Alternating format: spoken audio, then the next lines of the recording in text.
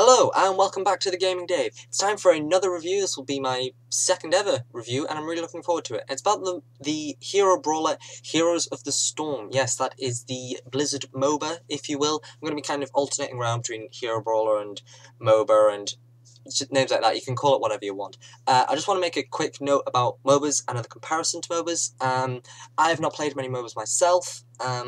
It's just not really been a genre that I've gotten into, and Heroes of the Storm is the first one to really catch my attention. So while I do have some knowledge about the genre, I do know about Dota 2 and LoL and Smite, this review will not be compared as strongly to other games like this as some reviews might be.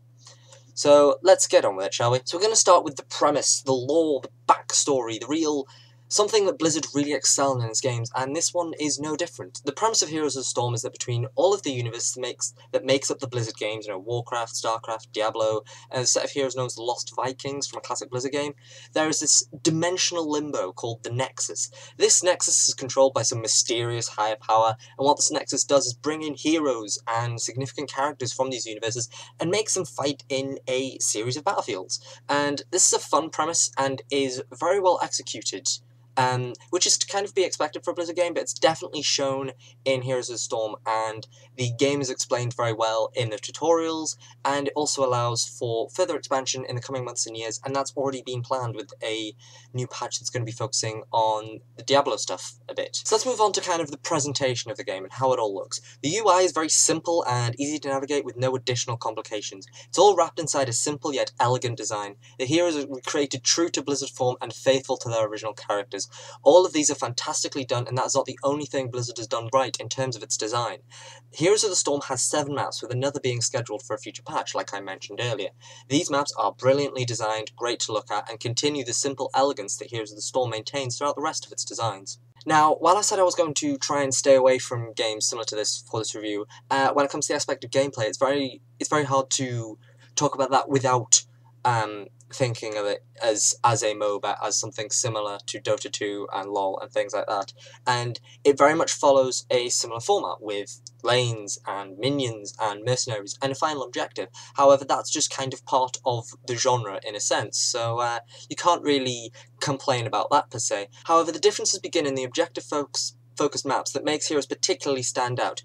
Each map has a specific objective that will give each team a temporary advantage. This objective is key to winning in Heroes of the Storm and definitely adds spice to the game.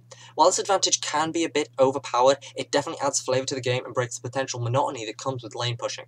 It allows the game to be much more fluid, allows more movement for each of the characters, and the 20-minute matches keep the game short, snappy, and most definitely a lot of fun to play. Now let's get to what can be a make or break point for some people with games like this, and it's how Blizzard are going to make their money out of this. Heroes of the Storm, for the most part, is a free-to-play game with an in-game gold system earned from leveling up your overall heroes account and from completing quests the game sets you, such as playing a certain number of games as a certain type of hero. The gold can pay for new heroes that aren't in the game's free weekly rotation of heroes, a system that's found in other games like this, that you can then keep forever. This is where the free-to-play element ends and Blizzard starts taking your money.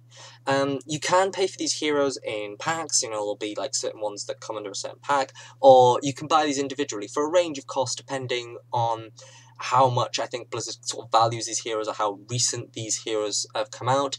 But then you can also buy skins for your heroes, and you can also buy extra mounts to replace your basic mounts.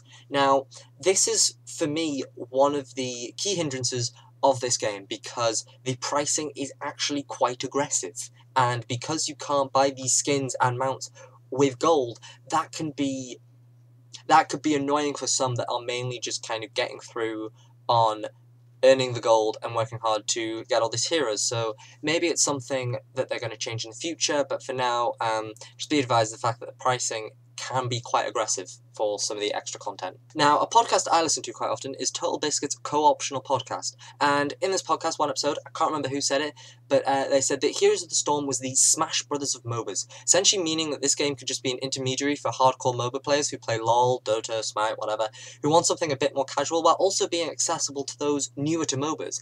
And Heroes of the Storm has definitely kept this in mind in its initial designs, and that is reflected fantastically, and it's definitely achieved that. It's definitely a more casual MOBA while still being potentially a very serious MOBA with a potentially strong esports scene.